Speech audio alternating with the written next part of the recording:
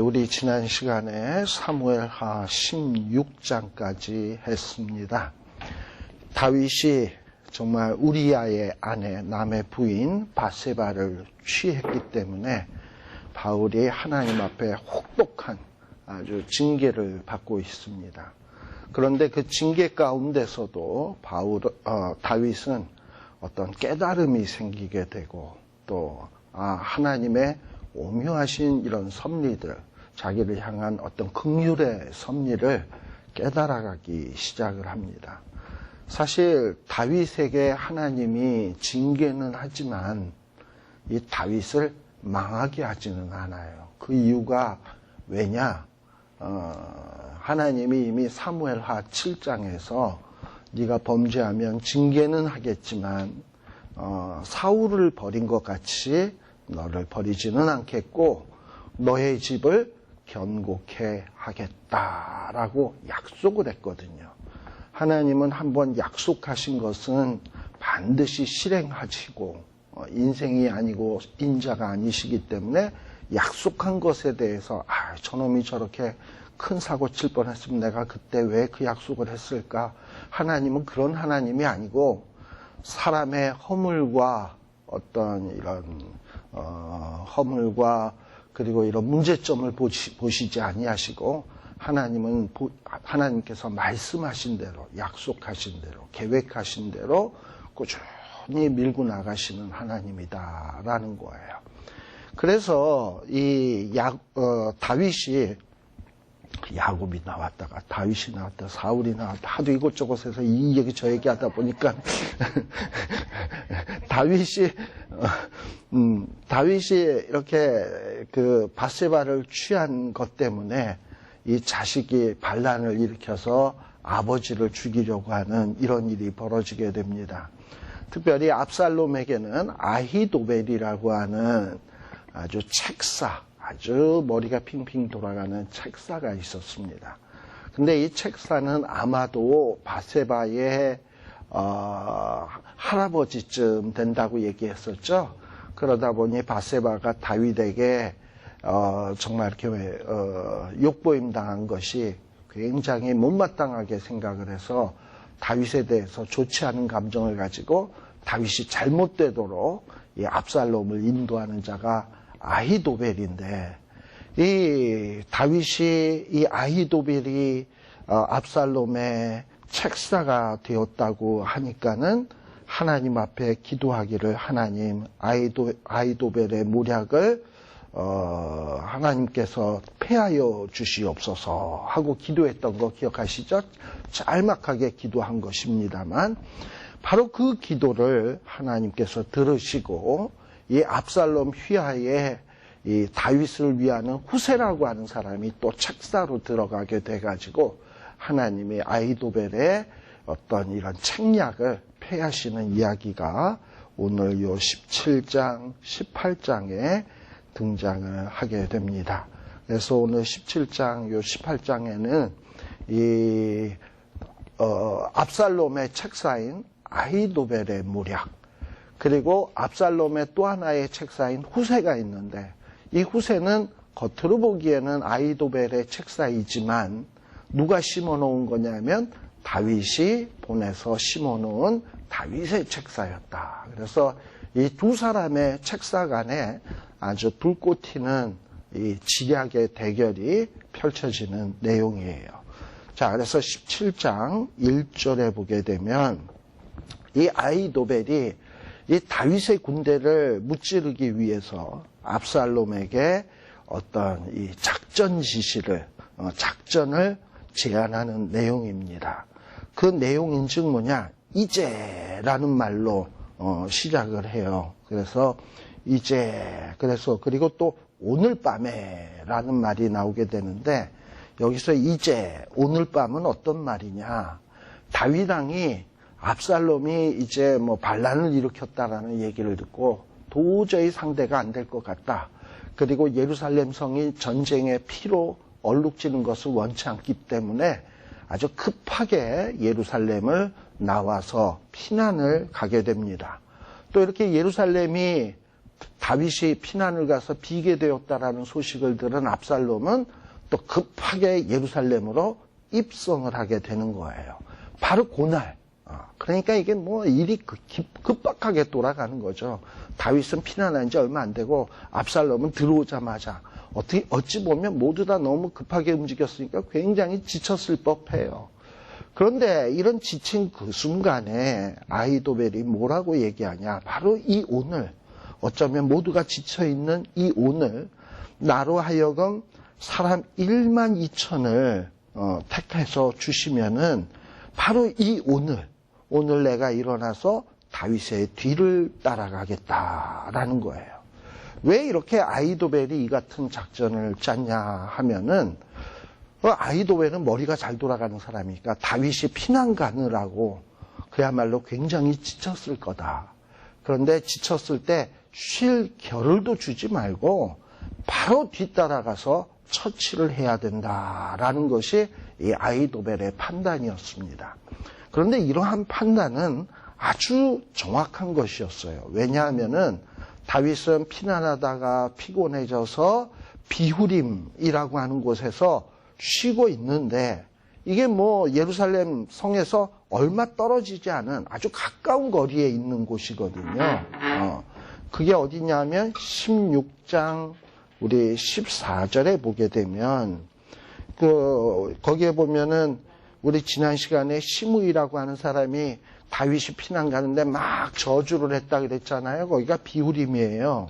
근데 14절에 보면은 왕과 다윗 왕과 그와 함께한 백성들이 다 어떻다? 곤비해서 거기서 쉬고 있었다. 근데 이게 예루살렘 성에서 굉장히 가까운 곳이거든. 그러니까 아히멜렉은 벌써 다윗이 어떻게 될 것을 마치 천리안을 가진 사람처럼 쫙 내다보고 있는 거야. 아, 다윗이 지쳐서 쉴 거다. 그러니 지금 단박에 쫓아가서 추격을 하면 얼마든지 다윗을 따라잡을 수 있다. 그래서 뒤를 따라가서 2절에 보면 지금 저가 곤하고 약할 때에 엄습해서 아주 공포를 주게 되면 이 다윗과 함께했던 모든 백성이 도망을 칠 거다. 왜냐하면 목숨이 다 아까우니까. 그러면 누구만 남느냐? 다윗만 남게 될 텐데 다윗만 쳐 죽이면 되지 않겠냐. 그리고 다윗을 쳐 죽이면 나머지 백성들은 다시금 압살롬에게 다 들어와서 압살롬의 백성이 될 텐데 죄 없는 백성까지 죽일 필요 뭐 있냐. 다윗 왕만 죽이면 자동으로 모든 백성이 압살롬에게 돌아올 텐데 이것처럼 좋은 계획이 어딨냐라고 이야기를 하고 있는 거예요. 자, 이것은 아히도벨의 아주 놀라운 통찰력이 있음을 볼 수 있어요. 사실 지금 그 아히도벨은 어떤 생각을 했냐 하면 이스라엘 백성들의 대다수가 압살롬을 지지하고 있다. 15장 12절 한번 보세요. 15장 12절에 보시게 되면 자, 제사 드릴 때에 압살롬이 사람을 보내어 다윗의 모사길로 길로 사람 아히도벨을 그 성읍 길로에서 청하여 온지라 반역하는 일이 커가매 압살롬에게 돌아오는 백성이 많아지니라. 점점 이 압살롬에게 그냥 투항하고 압살롬에게 돌아오는 사람들이 점점 많아졌다 이 말이에요. 우리 한국에서도 탄핵 사태가 나고 이러다 보니까 어떤 문재인 이분에게로 사람이 점점 뭐 공무원들도 뭐 그쪽으로 모여들고 점점 많아지듯이 뭐 대세가 그쪽이니까 그쪽으로 사람이 점점 많아지고 있었다라는 거예요. 그러니 이제 또 압살롬은 뭐 다윗의 이 혈통이잖아요. 그러니까는 어떤 왕위를 계승한다고 해서 누구도 뭐라 그럴 사람이 없는 거예요. 그러니까는 무의미하게 괜히 백성들을 죽일 필요가 없다. 다윗 왕만 처치하면은 자연스럽게 모든 백성이 압살롬의 지휘하에 올 것이니까 이것은 아주 좋은 계획이다라고 이렇게 아히도벨이 작전을 지시하게 되는 겁니다. 자, 그런데 아히도벨이 뭘 모른 거냐? 어떻게 보면 인간적으로 보면 참 좋은 작전 맞아요. 그런데 아히도벨은 다윗이 하나님의 기름 부음 받은 자라는 사실을 잊은 거야. 그렇잖아요. 다윗은 그래도 하나님이 세우신 왕이에요. 만일에 패할 일이 있다면 하나님이 패하는 거지 아히도벨이 패하거나 압살롬이 패하는 게 아니란 말이에요. 근데 이런 하나님의 권위에 대해서 깊은 생각 없이 그저 다윗을 제거하려고 한 것은 하나님이 안중에 없었다라는 겁니다. 이게 아히도벨의 실책이다라고 볼 수 있어요. 그래서 또 3절에 보게 되면 모든 백성으로 왕에게 돌아오게 하리니 무리에 돌아오기는 왕에 찾는 이 사람에게 달렸음이라. 왕에 찾는 이 사람이란 뭐냐 하면은 다윗의 생사에 따라서 백성들이 압살롬에게 돌아오느냐 안 돌아오느냐 이 문제가 달려있다라고 얘기하고 있는 거예요. 사실 다윗이 죽게 되면 암만 다윗을 따르던 사람도 뭐 어떡하겠습니까? 압살롬 따라야지. 다윗이 죽으면. 그런데 이제 백성들 가운데서 어떤 사람이 있냐? 다윗을 막 따르고 있는 사람들인데 만일에 다윗이 회복을 하게 되면 이거는 또 완전히 그동안 다윗을 반대하던 사람들이 죽게 되는 것 아니에요. 그러니 다윗의 생사 여부가 어떻게 보면 압살롬의 정권에 생사 여부가 달려있다 해도 과언이 아니다라고 볼 수 있어요. 그래서 이 말을 들으니까 압살롬과 이스라엘 장로들이 그 아히도벨의 말이 맞구나 이런 생각을 다 하게 된 거예요. 그런데 문제가 생겼어요. 5절. 압살롬이 딱 보니까 저기 보니까 후세라고 하는 사람도 있거든. 근데 이 후세는 다윗이 압살롬의 이 정부에 심어놓은 사람 아닙니까? 그런데 갑자기 압살롬의 머릿속에는 아히도벨의 말만 듣지 말고 후세의 말도 한번 들어보자. 한번 들어보자. 백지장도 맞들면 낫다고 이 아이디어도 여러 개 종합하면 더 낫지. 아마도 압살롬은 이런 생각을 한 거죠. 그런데 문제는 이런 생각을 누가 주신 거냐? 갑자기 후세를 딱 보고 저자의 말을 한번 들어볼까? 이런 생각이 왜 생긴 거냐? 이게 바로 하나님의 역사라니까요. 그러니까 하나님은 사람의 생각까지도 좌지우지하셔서 그 사람의 운명을 결정짓는다라는 것을 볼 수 있어요. 자, 그런데 이 후세가 압살롬에게 와서 뭐라고 얘기하냐? 아히도벨이 여차여차 말하지 않았습니까? 이건 아까 얘기했으니까 저희도 여차여차로 얘기하면 돼요. 예를 들면은 바로 쫓아가서 다윗만 죽이면 게임 끝난다. 백성은 다 돌아온다. 그럼 평안하게 이 혁명은 끝나는 거다. 이 얘기죠.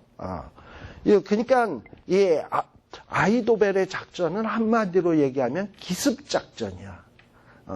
지쳐있을 때 빨리 기습을 해서 다 죽일 것이 아니라 다윗만 죽으면 모든 게임 끝난다. 이게 아히도벨의 모략입니다. 근데 이 후세는 뭐라고 얘기를 하느냐. 아히도벨이 여차여차하고 말하는데 우리가 그 말대로 해야 되는 게 좋으냐 아니면 그렇지 않게 행해야 되는지 후세 너는 우리에게 좀 말해봐라 라고 얘기를 하게 된 거죠.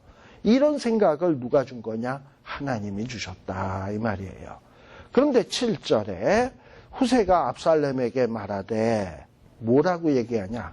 이때에는 아히도벨이 여태까지는 정말 기가 막힌 지략과 작전으로 이 압살롬의 군대를 이끌었는지 모르겠지만 이번에는 이 아히도벨의 모략이 선치 아니하다, 좋지 않다. 기습작전 이거 잘못된 거다 라고 이 후세가 얘기를 합니다. 그 이유인즉 8절에 보면 왕도 아시거니와, 여기서 말하는 왕은 누구냐면 압살롬을 지칭하는 거예요. 후세는 압살롬에게 어떤 의심을 받지 않기 위해서, 사실 후세가 마음속으로 생각하는 왕은 누구뿐이냐면 다윗뿐이에요.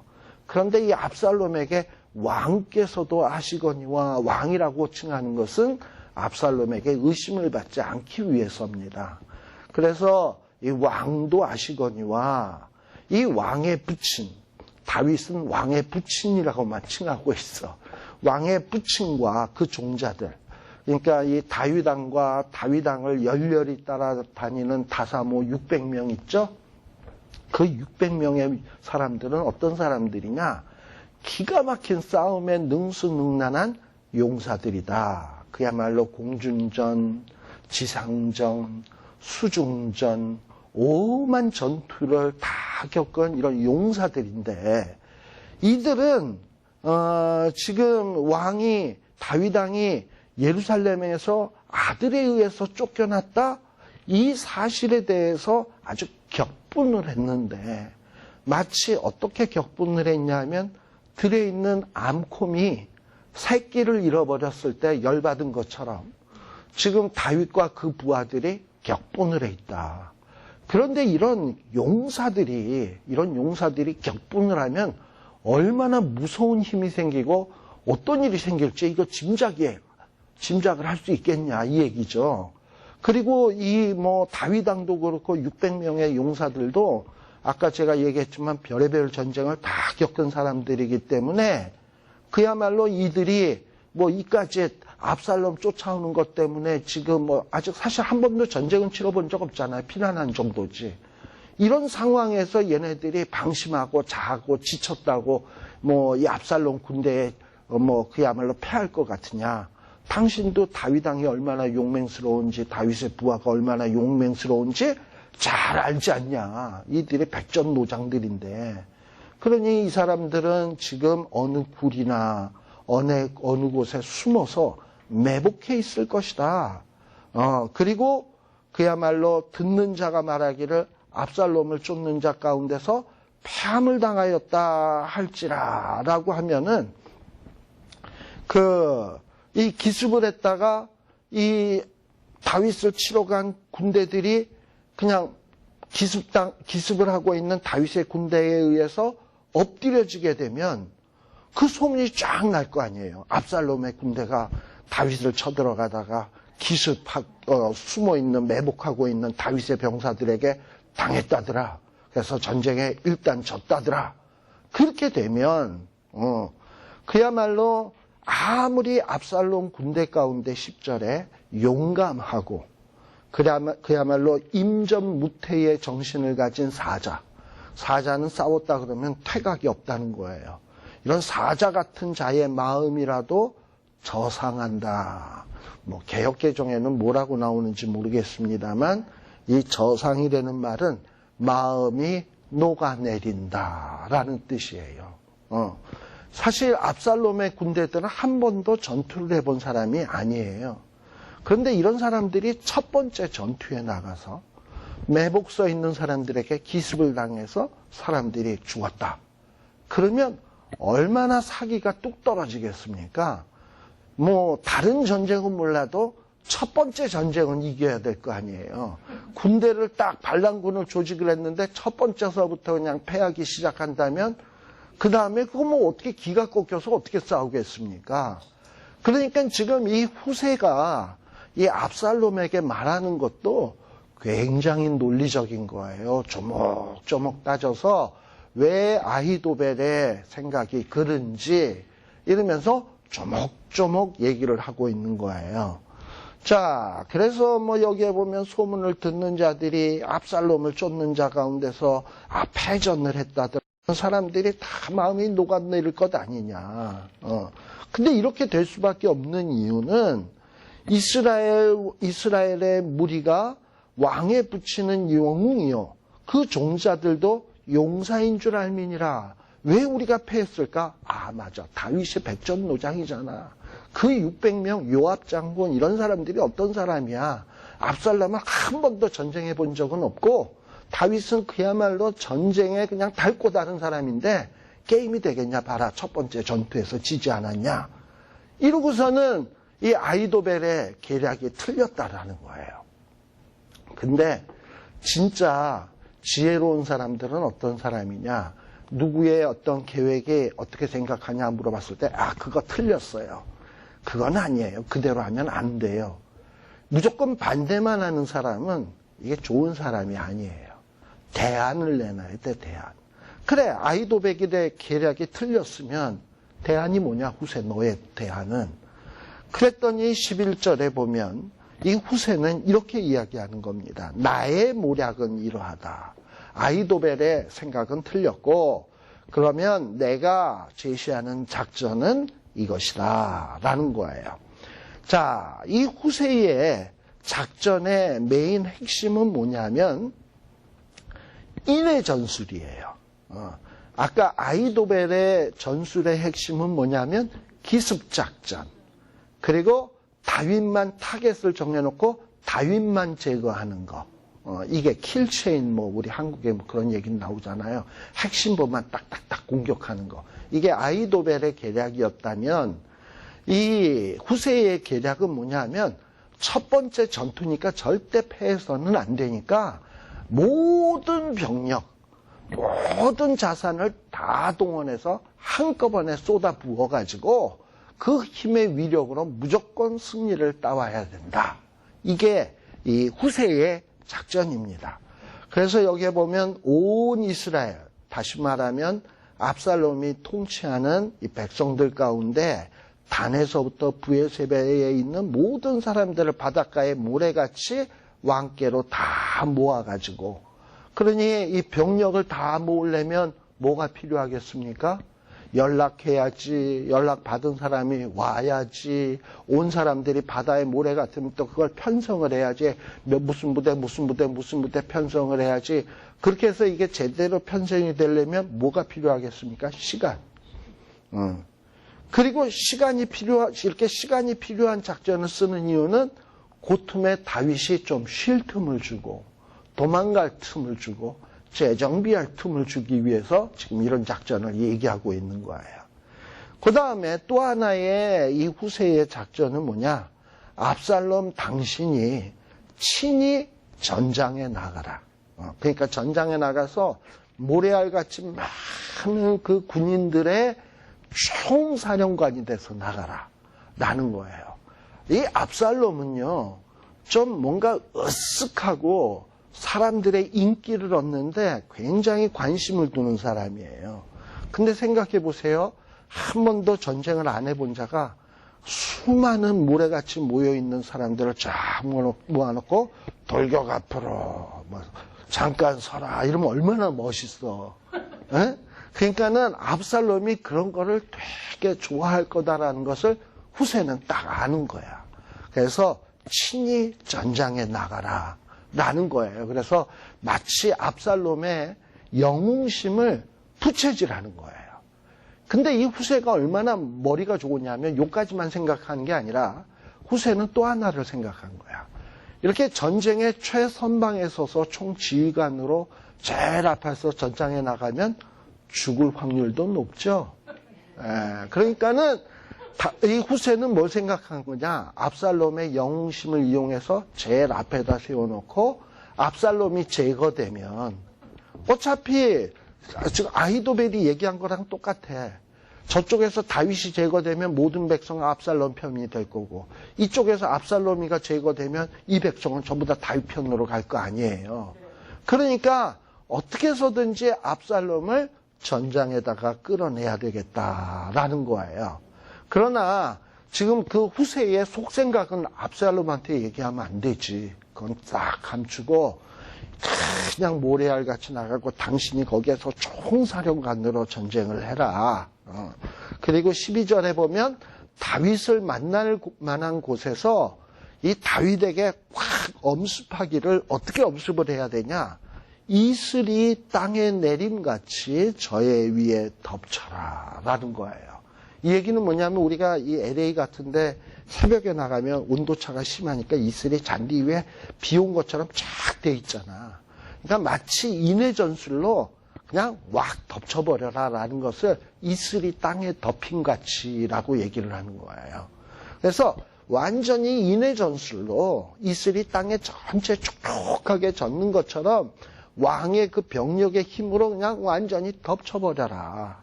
그래서 뭔가 다윗과 함께 있는 모든 사람을 한 사람도 남기지 말아라. 아히도벨의 계략은 다윗만 죽여라 였는데 후세는 정반대로 모든 사람을 다 죽여야 된다라는 거예요. 그리고 13절 만일에 다윗이 어느 성으로, 성은 숨기가 좋죠.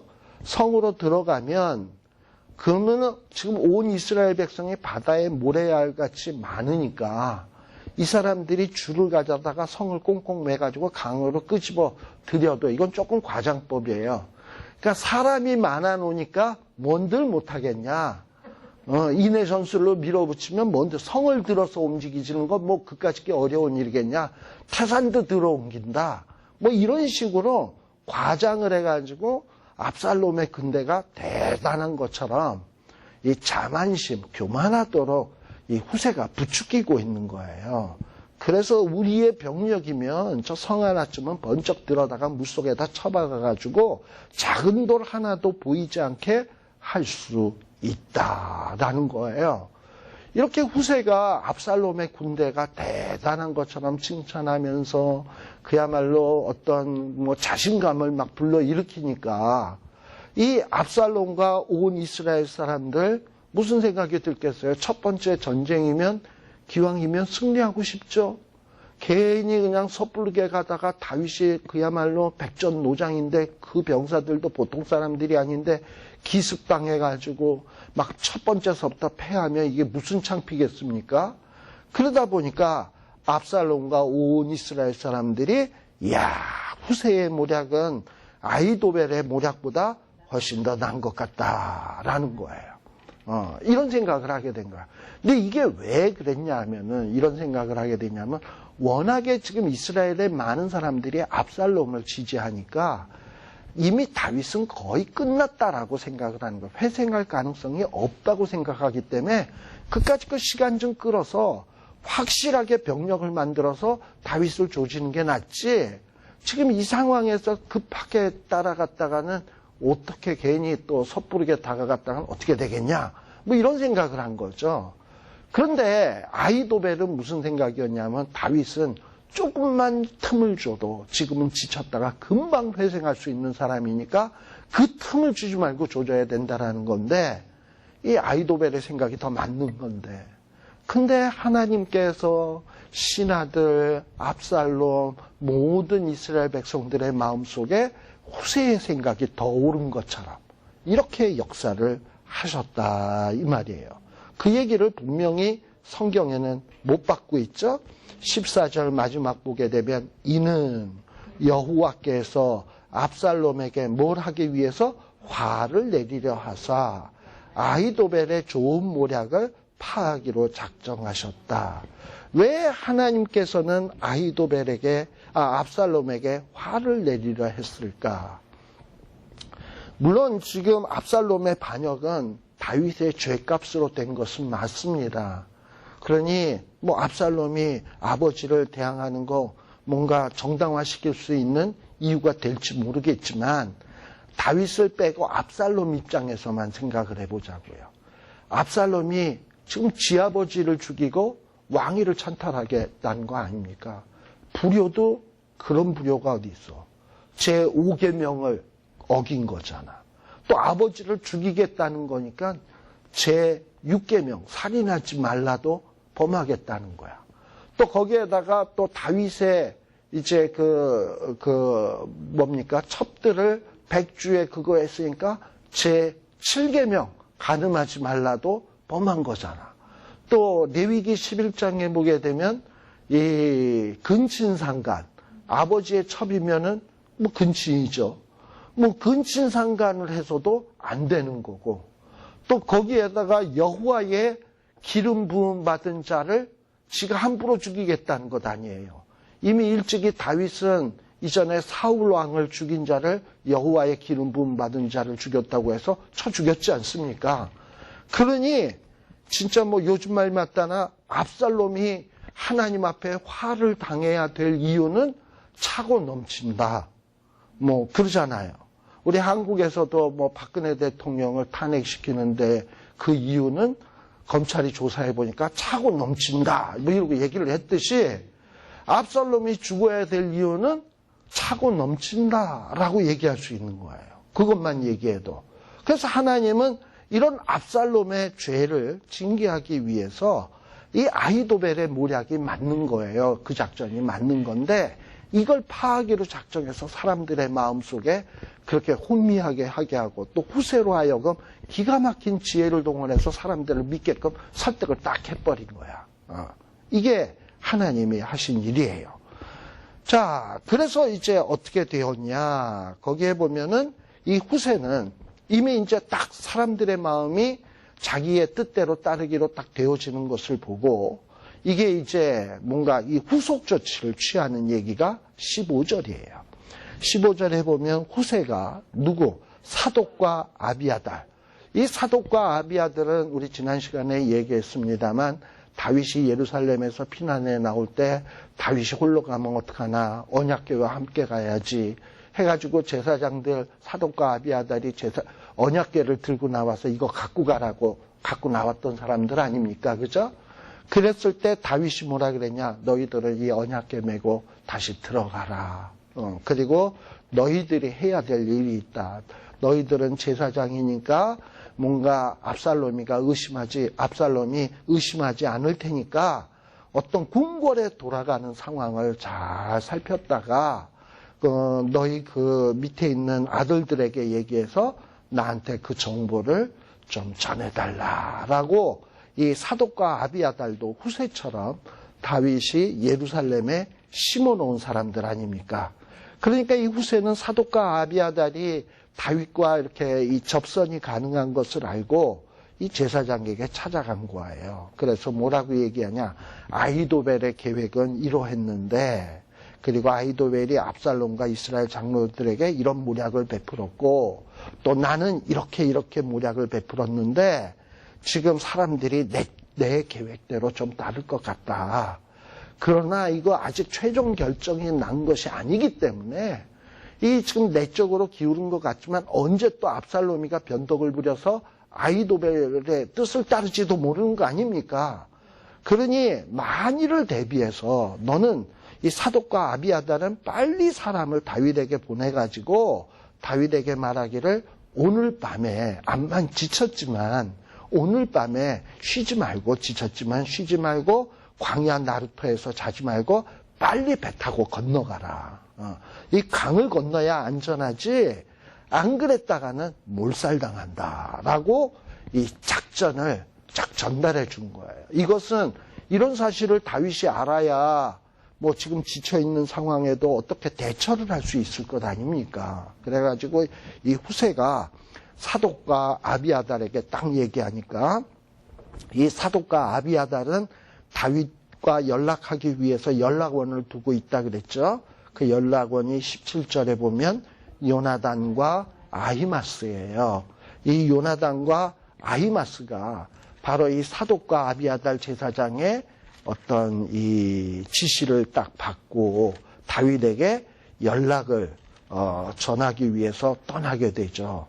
자, 그런데 사람들이 볼까 조심해서 갑니다. 그래가지고 성으로 들어가지는 못하고, 왜냐하면 성에는 사람이 많으니까 어디에 있었냐? 엔으로겔가에 머물렀다라는 거예요. 자, 그런데 그때 이 요나단과 아히마스가 또 이 정보원이 또 하나 있었던 것 같아. 계집 여종. 이 계집 여종이 와서 오셨어요. 내가 다윗한테 무슨 얘기를 할까요? 뭐 이러고서는 또 이 여종 하나가 탁 나타난 거야. 그런데 이게 얼마나 지금 급박한 상황이냐면 압살롬도 바보가 아니거든요. 그래서 압살롬 밑에는 역시 또 이 사람도 뭐냐면 그 밑에 정보부가 있어. 보위부, 정치 보위부 같은. 그래가지고 사람들의 동향 파악을 쭉 하는 거죠. 예루살렘 성에 있는 사람들이 어떻게 움직이는지, 신하들이 어떻게 움직이는지, 혹시 다윗과 내통하는 사람은 없는지, 이런 거를 유심히 살피는 사람이 있었다 이 말이에요. 그게 누구냐면 18절에 보면 한 소년이야. 여기 말로는 소년이지만 한 젊은 청년이라는 말이에요. 정보원. 근데 이 정보원이 사독과 아비아달이 지시해서 요나단과 지금 여기에 누굽니까? 아히마스가 바깥으로 나갔는데 이 요나단과 아히마스도 사독과 아비아달의 아들이니까 제사장 사람들 아닙니까? 높은 지도층 인사 아닙니까? 근데 이 지도층 인사가 개인이 성 안으로는 안 들어가고 이상한 한적한 곳에 가더니 한 낯선 여자를 딱 만나서 귀에다 대고 속닥속닥하고 그 여자는 또 뭔가 이렇게 여기서 막 주위를 살피면서 가고 또 이게 요나단과 아히마스도 막 주위를 살피고 이런 걸 보고 수상쩍다 그러는 거 아니에요. 수상적인 행동을 보이는 거야. 어떻게 저런 지도층 인사가 천한 계집을 만날까? 그리고 만나자마자 저렇게 수상쩍게 헤어질 수 있을까? 행동이 왜 이렇게 조심스러울까? 이런 걸 딱 보니까 이 정보원이 저거 무슨 간첩질 하나 보다 해가지고 이 사실을 누구에게 고했냐? 압살롬에게 고했다. 그리고 또 이 요나단과 아히마스는 뭐냐? 딱 보니까 뭔가 이 압살롬의 정보원이 눈치를 챈 것 같거든요. 이러다간 또 죽을 것 같으니까 어떡하냐? 빨리 달려서 비우림에 있는 어떤 사람의 집으로 슉 들어가가지고 그 뜰에 있는 우물 속으로 샥 내려갔다라는 거예요. 그러니까 벌써 자기네들의 신분이 노출된 걸 알고 숨은 거죠. 근데 또 여기에 누가 나타나느냐 하면 다양한 인물들이 나타나. 한 여인이 있어요. 이 여인이 이 두 사람을 딱 보니까 다윗을 위하는 사람들인 것 같아. 근데 아마 이 여인도 다윗을 위하는 사람이었는지 이 두 사람이 쫓기는 것 같고 뭔가 위험에 처한 것 같으니까 그 우물 속에 탁 숨겨주고. 이 당시에 사람들은 이때가 건기예요, 건기. 우리가 이스라엘의 우기는 전쟁을 안 한다 그랬잖아. 우기에는 전쟁을 안 한다 그랬잖아요. 막 병거가 물에 빠지고 이러기 때문에. 건기란 말이에요. 건기 때는 우물들이 말라가지고 비어 있어. 땅에 웅덩이처럼. 그러니까는 이 두 사람이 그 웅덩이에 빈 우물 속에 쑥 들어갈 수가 있었던 거예요. 근데 거기가 숨기 좋으니까는 노출될 위험도 많죠. 그러니까 이 여인이 어떻게 했냐. 여기에 보게 되면 뭐라고 얘기를 했냐 하면 우물 아구를 덮고 찌은 곡식을 그 위에 널매 도무지 알지 못할러라 라고 돼 있어요. 그러니까 우물 위에 뚜껑을 딱 해서 입구를 막고 거기에다가 곡식을 딱 말리듯이 해놓으니까 뭐 그 안에 누가 사람 있는지 도무지 생각을 못한 거죠. 저희 아버님이 예전에 이북에 계실 때 아버님이 일본에서 공부를 하셨고 목사들이고 그리고 이북에서 선생님을 했기 때문에 어떻게 보면 이 소련 김일성이가 이북을 점령을 하면서 숙청 대상들이 있을 거 아니에요. 부르주아, 친일파, 그 다음에 종교인, 예수 믿는 사람. 그렇게 하니까 우리 아버님은 다 걸리는 거야. 지식인, 선생. 그 당시에 일본에서 공부한 사람 많지 않고. 또 일본에서 공부했다고 친일파. 또 거기에다가 또 목사 아들. 완전히 죽일 놈인 거예요, 우리 아버님은. 그러니까 우리 아버님이 그런 사람들을 다 잡아다 죽이니까 우리 아버님이 밤에 잠을 못 자요. 근데 꼭 사람 잡으러 오는데 언제 오냐? 새벽 1시, 2시에 잠잘 시간에 이 보안 요원들이 와가지고 사람을 잡아간대요. 그러니까 아버님이 잠을 못 자지. 그래서 귀를 하고 있으면은 바깥에서 개 짖는 소리가 저쪽 동네 입구에서부터 막 짖으면 저희 아버님은 부닥딱 일어나가지고 바깥으로 나가. 그래가지고 산으로 도망가든지. 막 이러다가 한 번은 도망갈 시간이 없어가지고 겨울철에 우리 보통 나무가 얼지 말라고 가마니 떼기 있잖아요. 가마니 떼기를 나무에다 이렇게 칭칭 마는 거 있잖아. 아버님이 나무를 껴안고 가마니 떼기를 풀러가지고 이렇게 이러고 숨어 있었대. 예. 아무튼 뭐 잡으러 오니까 뭐 이 별의별 방법을 다 동원해서 숨고 피하고 이랬었다 이 말이에요. 지금 이 두 사람도 어떠하냐? 지금 뭐냐면 우물 속에 들어가가지고 뚜껑을 덮고 곡식을 딱 하고 마치 이 여인은 누구 같으냐 하면 우리 여호수아 때 저기 누굽니까? 기생 라합과 같은 이런 모습을 보여주는 거예요. 근데 지금 뭐 이렇게 여러 등장인물들이 나옵니다만 하나님이 역사하실 때 보면 어떤 사람을 보호하겠어. 지금 하나님은 압살롬은 화를 내리고 다윗은 구원하기 위한 게 하나님의 계획 아닙니까? 근데 이 계획에 사용하는 사람이 후세를 사용하시고 사람의 마음의 생각들을 역사하시고 그리고 또 사독과 아비아다를 사용하시고 그 밑에 요나단과 아히마스를 사용하시고 또 한 계집 여종을 사용하시고 그리고 또 어느 한 집에 있는 여인을 사용하시고 해서 한 사람 한 사람을 다 들어서 그 사람들이 제 역할을 하게 하므로 그래서 결국은 다윗을 구원해 나가는 길로 나아간다 이 말입니다. 그래서 우리 성경에 나오는 말이 딱 맞아. 하나님을 사랑하는 자, 그 뜻대로 부르심을 입은 자들에게는 모든 일, 또는 모든 일도 나옵니다만 모든 사람들, 내가 만나는 모든 사람들의 그 역할들을 다 하나님은 종합해가지고 결국엔 어떻게 하시냐? 하나님이 계획하신 쪽으로 인도하신다라는 거예요. 근데 막상 우리가 막 그 일이 긴박하게 막 일어날 때는 내가 만난 그 소년이 지금 하나님이 역사하고 있는 사람이라는 사실을 인식을 못해.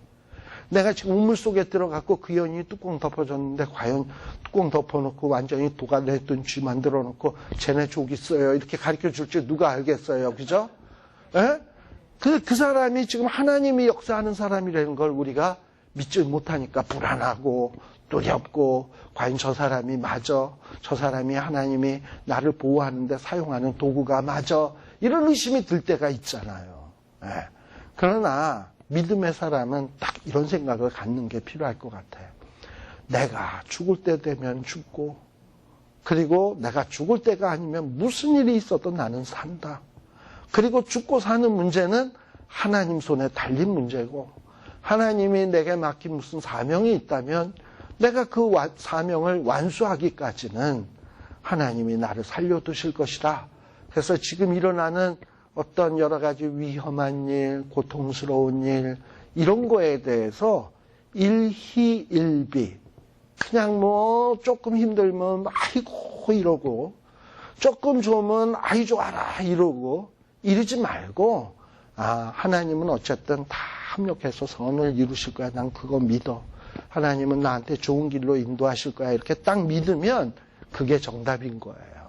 그래서 지금 여기에도 보게 되면 얼마나 많은 사람들이 지금 동원이 되고 있습니까? 자, 그러니 어느 한 소년이 압살롬에게 그 사독과 아비아달의 아들들이 좀 이상한 것 같다. 웬 여자애랑 접선을 하더라. 이러니까 압살롬과 그 부하들이 신속하게 이 사독과 아비아달의 그 아들 요나단과 아히마스를 쫓기 시작을 했을 거 아니에요. 그러다 보니까 쫓아오다 보니까 아까 그 집 여인의 집에 도착을 하게 된 거예요. 아히마스와 요나단이 어디 있냐? 그랬더니 이 여인은 마치 기생라합처럼 그들이 벌써 시내를 건너갔더라 라고 얘기한 거예요. 이 마당에 있는 곡식 말리는 데를 둘쳐봤어야 되는데 거기 우물이 있는지조차 몰랐지. 왜냐하면 아구를 덮었고 곡식으로 이렇게 덮어놨으니까. 그러니까 의심을 하지 못하고 전혀 찾아도 찾지 못하고 그냥 예루살렘으로 돌아갔다. 이렇게 병사들이 추적하면서 이 두 병사가 우물 속에 숨었다라는 것을 찾지 못한 것도 뭡니까? 하나님이 그들의 눈을 가리우시고 센스가 없도록 만드시고 해서 이렇게 되어지는 일이에요. 자, 그리고 저희가 간 후에 두 사람이 운물에서 까꿍하고 올라왔죠. 그러면서 다윗에게 그냥 신속히 가가지고 뭐라 그러냐. 빨리 후세가 요단강을 건너라고 합니다.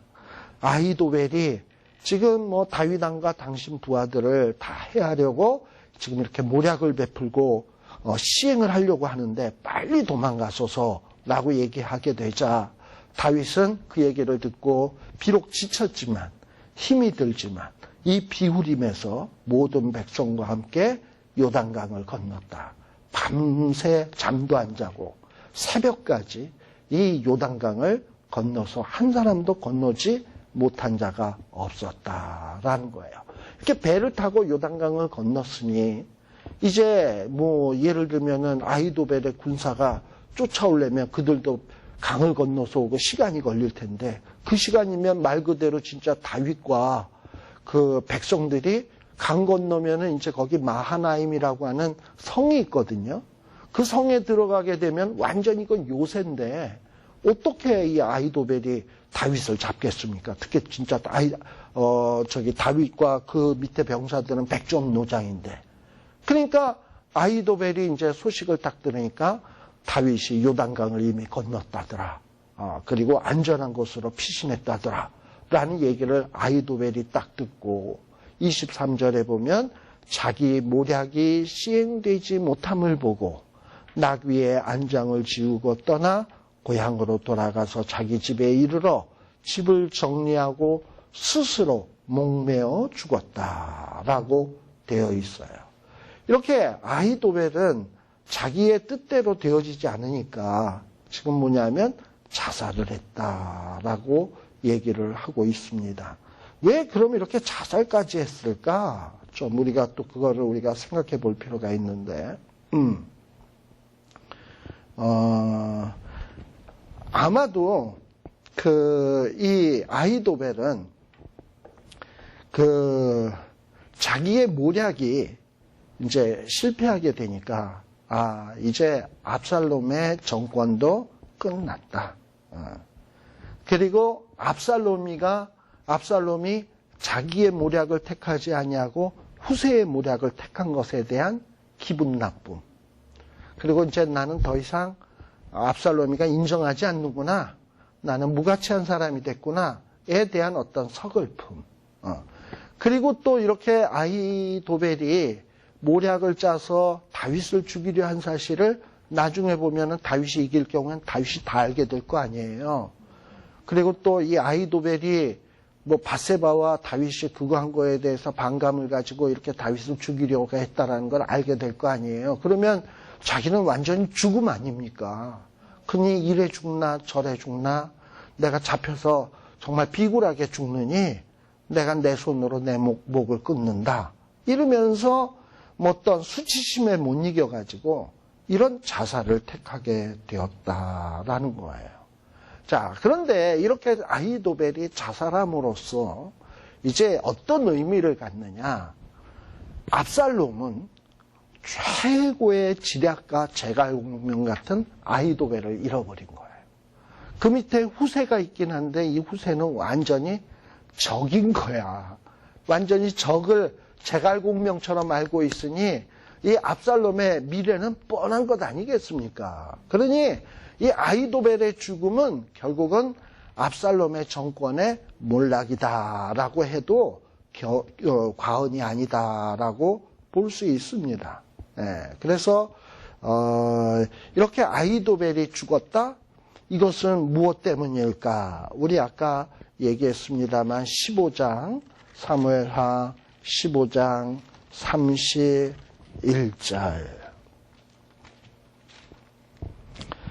거기 보면 15장 31절에 보면 혹이 다윗에게 고하되 압살롬과 모반한 자들 가운데 아히도벨이 있습니다. 이 얘기 아닙니까? 아히도벨이 누굽니까?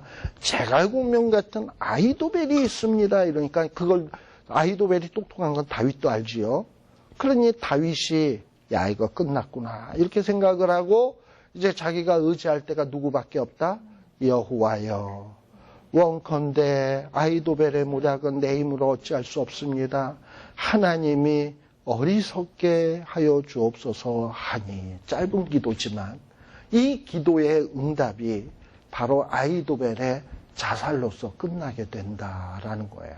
그래서 지난번에도 얘기했지만 기도가 기냐 짧으냐 이게 중요한 게 아니라 내가 정말 진심으로 하나님, 내 힘으로는 아히도벨을 어찌할 수 없습니다.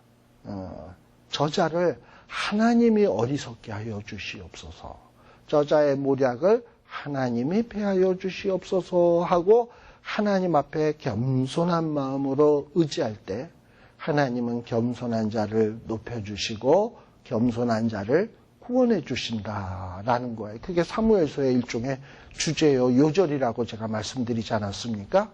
바로 이렇게 해서 결국은 아히도벨이 그야말로 스스로 목매어 죽게 되었다라는 거예요.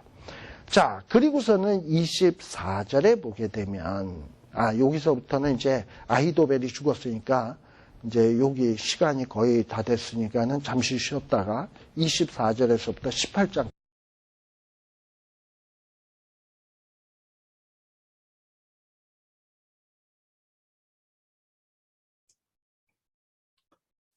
자, 우리 시편 3편의 배경을 공부하기 위해서 사무엘하 17장을 지금 살피었습니다.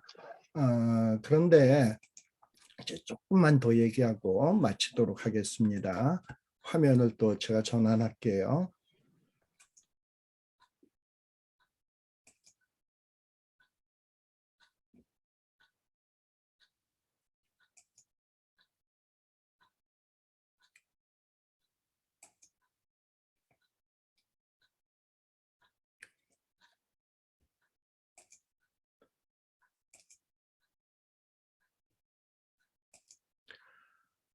자, 그래서 우리가 아까 시편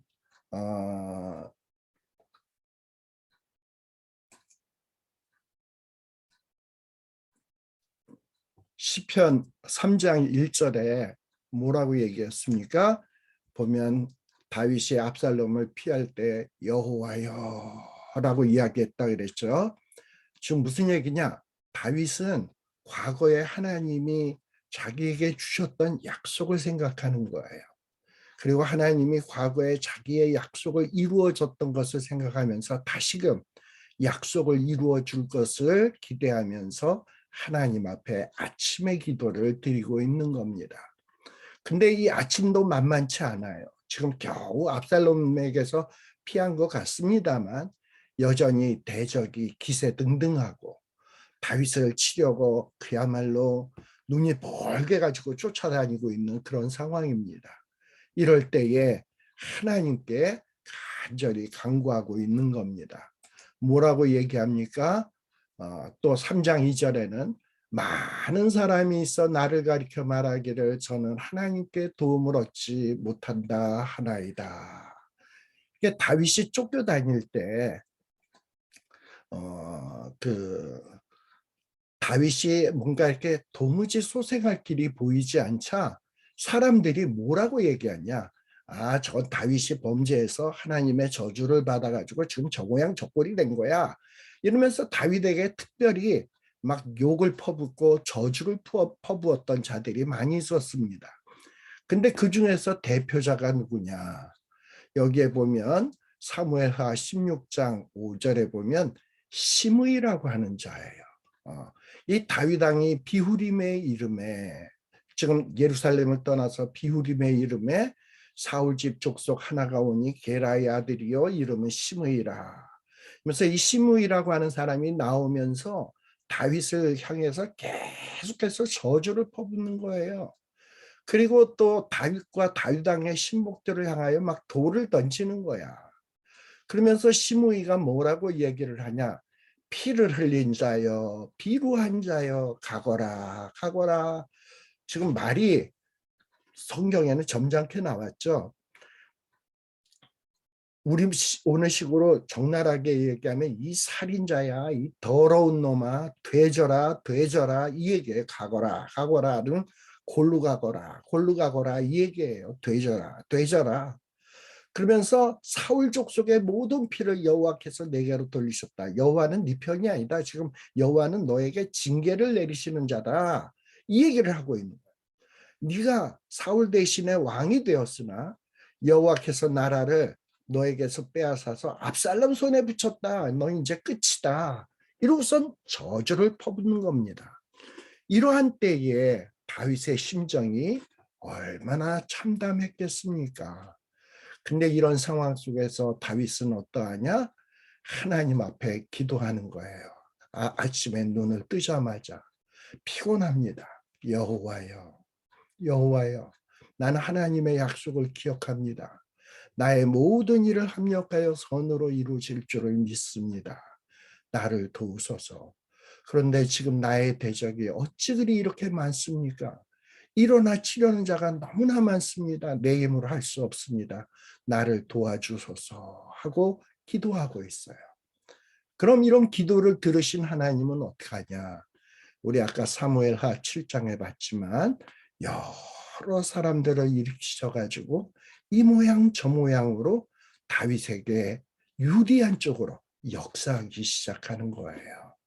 그리고 다윗을 회복시켜 나가는 겁니다.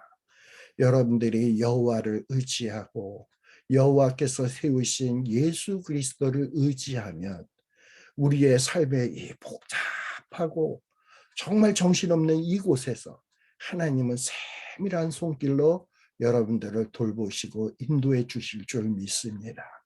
그래서 우리가 이 시편 3편을 통해서 오늘 시편 3편이 다 안 끝났습니다만 다음 주일에 이 시편 3편의 나머지 내용을 공부하고요. 시편 4편까지 갈 텐데요. 이 시편 3편과 4편을 잘 공부하시고 정말 험난한 인생을 살아가는데 하나님 앞에 기도와 간구로서 여러분들의 삶을 승리로 이루어 가시는 여러분들 되시기를 간절히 기원합니다. 기도드리겠습니다. 사랑의 아버지 하나님 감사를 드립니다. 정말 다윗은 험난하고 힘들 때 하나님의 약속에 의지해서 여호와 하나님을 향하여 부르짖고 있습니다. 또 여호와 하나님의 돌보심의 손길을 통해서 이 다윗이 어떻게 회복되어지는지도 우리들은 살폈습니다. 하나님, 이러한 내용이 남의 이야기가 아니오라 우리의 이야기가 되기를 원합니다. 우리도 힘들고 어렵고 너무나도 힘든 일들이 우리를 향하여 일어서서 우리를 헤아려 하고 있습니다. 이때 내 힘 의지하지 말게 하여 주옵소서. 세상의 도움을 얻으려고 하지 말게 하여 주시옵소서. 하나님 앞에 무릎 꿇게 하시고 아침에 저녁에 여호와여 하며 부르짖으며 하나님에게 의지하며 하나님의 은혜를 갈구하는 저희들이 되게 하여 주시옵소서. 그리하여 하나님의 의로운 오른손이 우리를 어떻게 붙드시며 우리를 어떻게 일으키시는지 우리의 삶 속에서 생생하게 체험하고 다윗처럼 간증할 수 있는 자가 다 되게 하여 주시옵소서. 예수님의 이름으로 간절히 기원드리옵나이다. 아멘. 이상으로서 오늘 성경 공부를 마치도록 하겠습니다. 어떻게 소리랑 다 잘 들렸죠? 네. 네. 끝내겠습니다. 네.